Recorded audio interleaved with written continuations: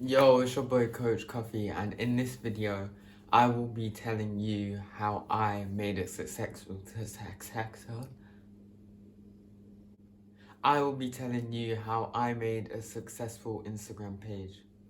Now, obviously, I'm a gamer, I do games and stuff like this, but if you've just stumbled across this video and you're looking at how to grow an Instagram page just in general, it still applies. In fact, I think that gaming is one of the harder ones to go into, just because people actually care about your ability to do something. Like, people expect you to do well or be good at this one thing, and so you're actively competing with every other gamer on the platform, or on any other platform for that matter. Again, I'm mainly going to be focusing on what I did. There are other routes on how to grow, but I feel like what I did is pretty reliable. It's lasted for years. It still works. I've been doing the same thing since I first started. Like I said, the gaming growth, especially on the game that I play, Overwatch has been dying for 3 years. Um, so the growth of the Instagram page might be a bit slower, but if you apply it to other things, or if you're good at something else, or if you play a more common or more popular game, then your growth would be astronomical, mate. And I do also want to mention that I sell courses and I mentor how to do this. So I'm not going to go in too much depth. I'm basically just going to scrape over what my course entails. And yeah, so when I play games, I'm either constantly recording or I'm constantly clipping things when I do well. At first, when I started my Instagram account, I was just posting small little clips. I mentioned before briefly that my first ever video is literally just breaking the barrier of a Reinhardt before my diva. You caused bomb, and it was really badly done. You couldn't really see what sort of micro play I even did in the clip, let alone I didn't even comment in it either. Like, my caption was so badly done. Honestly, don't do that. When you make captions for posts, you really need to either ask a question so people engage with it, or explain what's going on if it isn't obvious. But when I first started, even though my Insta was just meant to be a personal archive, I was like, I wonder if other Instagram accounts have had this idea with Overwatch. I thought I was unique, but it turns out there was a very, very big Overwatch Instagram account community, and I've met some of the most wonderful people there, honestly. Like, I follow so many people, and even though half of the reason is to grow, the other half is because there's actually so many people, and even smaller accounts with 80, 90 followers that actually like really good people that really try hard with their content. I've said this before, like, there are accounts with like 100 followers, even less than 100 followers, that with better content than I even post, but because they don't know how to grow, they're struggling. And not everyone really likes growth, but if you're watching this video, then I can tell that you want to grow. But yeah, some people are just content posting and sharing amongst their little friends, which is fine. But me personally, I wanted to grow and I wanted to share. Um, eventually I did anyway. At first, I was like that. I wanted to just share it amongst my small little Overwatch community. I just wanted to have an archive for my own clips. But then when I saw the growth sort of happening, I sort of got addicted to it. So yeah, the first thing I did was I looked for people in the niche, so other Overwatch accounts, and I followed so many people. Let's say 80 a day just to be safe. But the bigger your account is and the longer you have your account for, you can follow and unfollow more people in a day. That's one thing I realized. But you really don't wanna get banned or shadow banned or blocked on Instagram in any type of way, because that can really shed you. My friend, he got banned for 6 months when he was pretty much just as big as me. He has like 5k, over 5k, and he got banned for 6 months, whereas my ban at the same time was only 1 month, and that's how I sort of like gained some ground on him. You really don't want to be doing that. But yeah, when you want to find people in the community, follow them, make friends with them, actively comment on their stuff. Like, don't just comment self-promotion, comment stuff, DM them, have conversations with them, actually become their friend. It's not a manipulative thing at all, because I'm genuinely friends with these people. I would say, like, they're the type of people that I in the future will still see myself speaking to.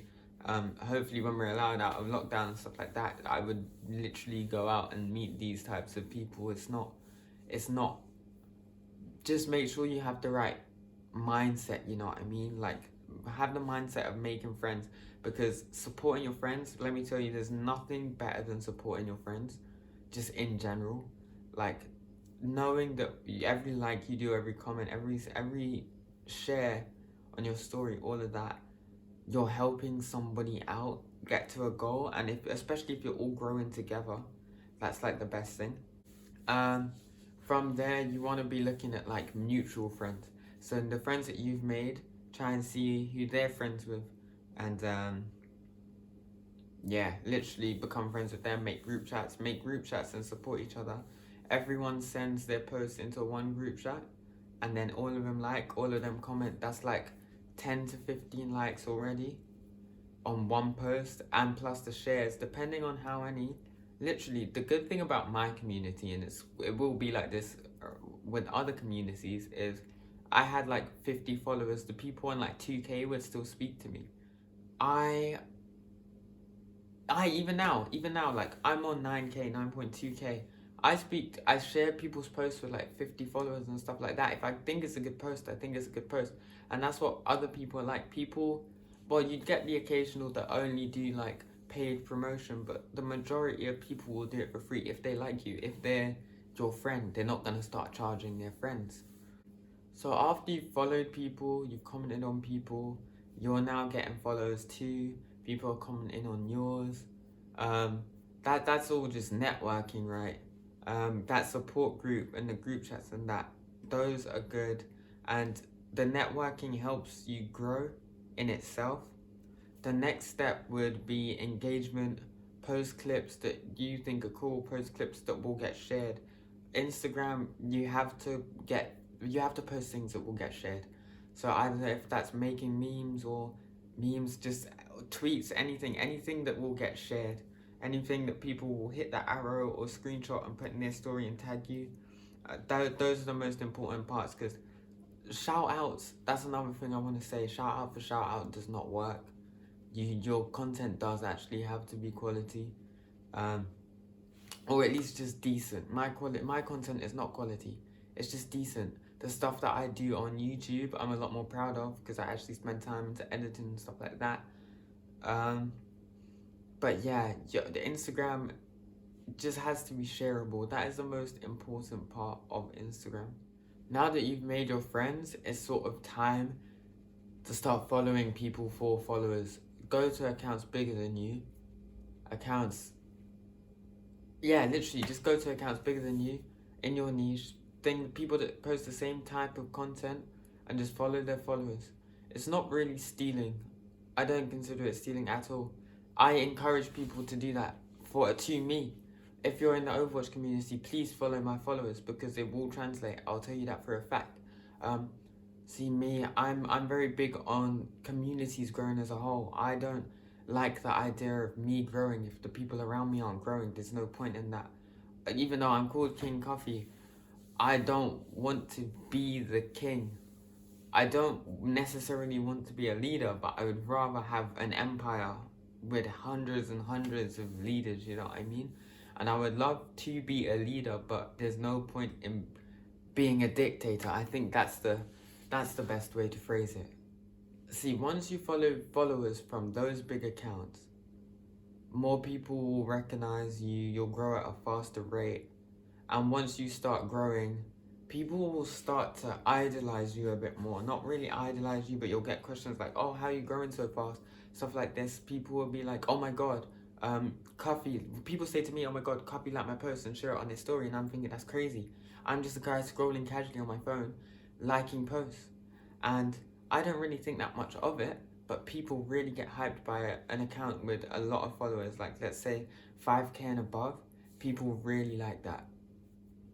In terms of stories, this is not what I do, but you should be utilizing the hashtag on stories, and you should be posting a lot of stories. My engagement was crazy when I started posting polls and stuff like that. I need to upload a poll again soon because I promised to do that weekly and I haven't done it like 3 weeks. But yeah, story posts are essential. Post like 7, 8 times. Not just story shares, match it up. Make sure, again, they have to be just as engaging as the posts themselves. Also, look at your analytics honestly. Your analytics tell you so much: what the people enjoy, what the people love, what the people like, what the people share, what the people save. Like, analytics it's the best window into what your followers are thinking. I would post some things that I think, oh, this is hilarious, but I only get 300, 400 likes. Then I'll post something else that I don't think is as funny, but people love it. And I'll get like 7,000 to 8,000 likes. And I'm thinking, oh, that's crazy. It's funny how that happens, but there are definitely trends that I'm sort of exploiting right now, especially. Right now, my account is on a transition phase because I got shadow banned for a month sometime last year, and I'm just trying to get back to where I was in terms of numbers before I start my content up again. And don't worry, if you're careful with how many people you follow, the shadow ban shouldn't hit you. But I was following like 700 people a day because I really wanted to hit like a certain margin first.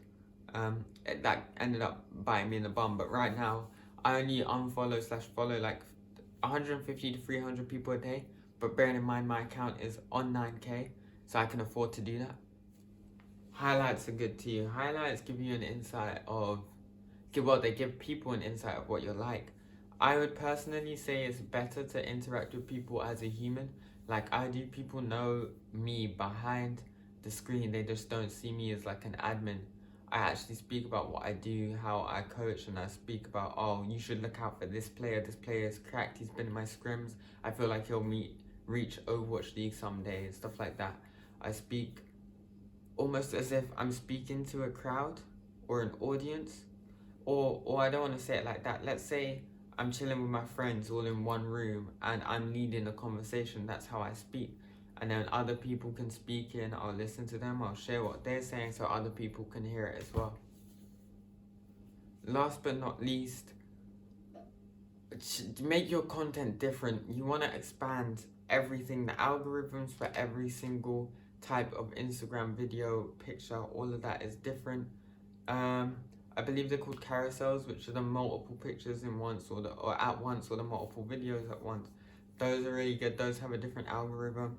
I post memes because memes get shared and stuff like that. I just find them on Reddit, to be honest. I need to start giving credit because I don't like how it feels like I'm just stealing memes from people and posting them. Yeah, and especially when other people see the meme on my account and then repost it and then say, oh, they give credit to me. I feel a bit snaky doing that, but I just need to get into a habit of remembering the Reddit username or the app whenever I screenshot something. Because it's half the time I just screenshot something because I find it funny, and then like later in the day I'm looking through my camera or what should I post, and then I find that. Reels, in my opinion, Reels is better than TikTok, especially in the gaming community. My Reels all hit like over 5K, even if the clip is terrible. I'm not gonna lie, you don't even need to edit it, but if you do edit it, the numbers can be absolutely crazy, trust me. And finally, IGTV, if you have any YouTube style videos that you want to post, just slap it on IGTV as well if you solely want to be an Instagram content creator. That's how I do it. When I have long announcements, I briefly spoke about racism in the Overwatch community on my IGTV, and people very, very split opinions on that. People loved it, people hated it. Like 25 people unfollowed me, but I had more comments than that telling me I'm so brave for speaking out about it. So you never really know. Typically you don't want to be controversial when you're growing. I still feel like it's too early for me to be controversial speaking about politics and stuff like that, because people don't really want to see that.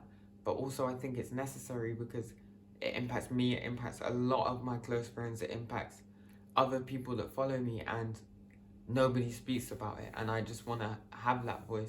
I hopefully someday when I'm even bigger than I am now, I'll be able to speak on it. But yeah, trust me, if you follow everything that I just said, If you look up how to use hashtags and stuff like that, I said I'm not going to reveal all of my secrets, but that's just the basis. I've given you enough to hit your first 1K on Instagram already.